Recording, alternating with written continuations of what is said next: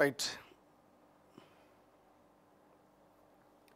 ఇక Aghori transgender female అట. Judge ఆదేశాలతో లింగ నిర్ధారణ టెస్టులు, చంచల్గూడ జైలుకు తరలింపు. నగ్న పూజల పేరిట మహిళకు అఘోరి టొకారా, 10 లక్షలు వసూలు చేసినట్లు కేసు. 14 రోజుల రిమాండ్ విధించిన న్యాయమూర్తి 10 ఏళ్ల శిక్ష తప్పదంటున్న లాయర్. ఇక తెలుగు రాష్ట్రాల్లో గత కొంతకాలంగా సంచలనంగా మారిన అఘోరి బండారం బయటపడింది. అఘోరి ఆడనా మొగనా అంటూ గత కొంతకాలంగా విపరీతమైనటువంటి చర్చ జరిగింది. అయితే జడ్జి ఆదేశాల మేరకు అఘోరికి పరీక్షలు చేశారు వైద్యులు. అఘోరిని ట్రాన్స్జెండర్ ఫీమేల్గా నిర్ధారించారు. నగ్న పూజల పేరిట ఓ మహిళను మోసగించి 10 లక్షలు కొట్టేసిన కేసులో మంగళవారం అఘోరి వర్షిని యూపీలో అదుపులోకి తీసుకున్న పోలీసులు బుధవారం చేవెళ్ల కోర్టులో హాజరుపరిచారు. కోర్టు అఘోరికి 14 రోజుల జ్యుడిషియల్ రిమాండ్ విధించింది. దీంతో అఘోరిని సంగారెడ్డి సబ్ జైలుకు అంటే కందికి తరలించారు. ఆ తర్వాత చంచల్గూడ జైలుకు తరలించారు. సో అఘోరి గురించి మనం తక్కువ మాట్లాడుకోవాలి. ఎంత తక్కువ మాట్లాడితే అంత మంచిది.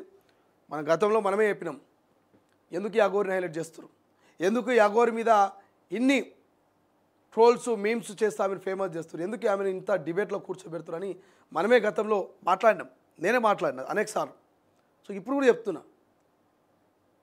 చెప్తున్నా ఇప్పుడు కూడా ఈ వార్త గురించి డిస్కషన్ చేయడం పెద్ద అవసరం కాదు కానీ చేయాలి. ఎందుకు చేయాలి? ప్రజల్ని తప్పుదోవ పట్టిస్తే, ప్రజల్ని మోసం చేస్తే, సనాతన ధర్మాన్ని అడ్డుపెట్టుకొని మరి సన్యాసి లెక్క నువ్వు అన్నీ తిరిగి మరి నేను అందరినీ ఆగం చేస్తా, అమ్మ అని చెప్పి ఆశీర్వాదం తీసుకొని వస్తే కత్తితో దాడి చేస్తా, పోలీసులు కట్టడి చేయడానికి వస్తే వాళ్ళని లకారంతో తిడతా అంటే చట్టం తన పని తాను చేసుకోబోతుంది. పైన నిజంగానే భగవంతుడు కాబట్టి ఆ శివయ్యనే నువ్వు చెప్తావు కదా నిత్యం శివయ్య అంటావు కదా, ఆ శివయ్యనే ఇలా నిన్ను తీసుకుపోయి ఊచలు లెక్క పెట్టలేక చేసిండు.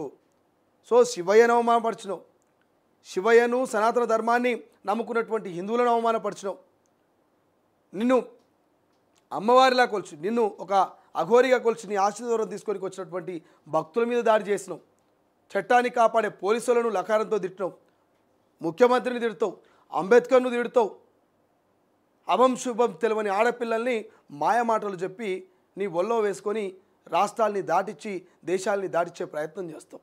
ఇన్ని చేస్తున్న నిన్ను మరి ఆ శివయ్య కట్టడి చేయడా? సో అందుకే కట్టడి చేసిండు, నిన్ను తీసుకుపోయి జైల్లో వేసిండు. మొదట సంగారెడ్డి సబ్ జైలు అనుకున్నట. ఇక అక్కడ లింగ నిర్ధారణ చేస్తే ఈమె ట్రాన్స్జెండర్ ఫీమేలు, ఈమెను తీసుకుపోయి ఇక చెర్లపల్లి చంచల్గూడ జైలు వేయాలంటే చంచల్గూడ జైల్లో రిమాండ్లో 15 రోజులు పెడుతుంది. ఆ 15 రోజుల తర్వాత బెయిల్ వస్తుందా రా తెలియదు. కానీ నిజంగానే 10 లక్షలు పూజపేట తీసుకొని మోసం చేసిందని కనుక నిర్ధారణ అయితే, నిర్ధారణ కనుక అయితే 10 ఏళ్ల పాటు జైలుకి పోయే అవకాశం ఉందట. 10 కాదు ఇంకో 10 యాడ్ చేసి 20-25 ఏళ్ళు జైల్లో పెట్టరని చెప్పేసి తెలంగాణ ప్రజలు రిక్వెస్ట్ చేస్తున్నారు. ఈ అఘోరి వల్ల సనాతన ధర్మం పల్సనైంది.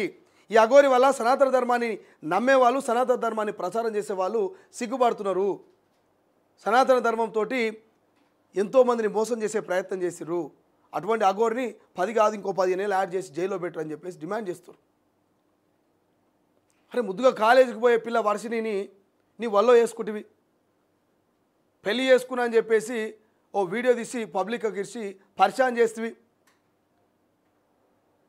తెలంగాణ, ఆంధ్ర, ఉత్తరప్రదేశ్, బీహార్ అంటూ పాపం ఆ ఆడపిల్లను మొత్తం ఇతర రాష్ట్రాలకు దిప్పబడుతుంది. సో ఇన్నిటికి పాల్పడ్డటువంటి అఘోరిని అరెస్ట్ చేయకపోతే మరి ఏం చేయాలి? అరెస్ట్ చేసి జైల్లో పెడితే కానీ బుద్ధికి రాదు. తెలంగాణ ప్రజలు ఏమనుకుంటారో ఒకసారి చూద్దాం. తెలంగాణ ప్రజలు ఏమనుకుంటున్నారయ్యా? అఘోరిని అరెస్ట్ చేస్తే అయ్యో పాపం అంటున్నారా, మంచి పని చేసిరని మెచ్చి మెడల మీద వేసుకుంటున్నారా? మీరే చూడరు. తెలంగాణ ప్రజలు ఈ అఘోరిని అరెస్ట్ చేస్తే ఏమనుకుంటారో మీరు చూడండి. 523 మంది ఓట్లు పెట్టారు, 523 మంది ఓట్లు వేసారు. ఈ ఓట్లు వేసిన వాళ్ళందరూ ఏమంటారు? అఘోరిని అరెస్ట్ చేయడం కరెక్టా కాదంటే కరెక్టే అంటున్నారు. 93% మంది, 100కు 93% మంది అఘోరిని అరెస్ట్ చేసి మంచి పని చేసిర్రు, పీడ విరగడైపోయిందని చెప్పేసి ఇక్కడ చూడండి. అఘోరిని అరెస్ట్ చేసి మంచి పని చేసిరని కామెంట్లు చేస్తారు. సో అట్లా నడుస్తున్నది అఘోరి కథ. మరి అటువంటి అఘోరిని మీరేమంటారో మీరు చెప్పాలి. ఇక మీరు ఆలోచన చేయాలి.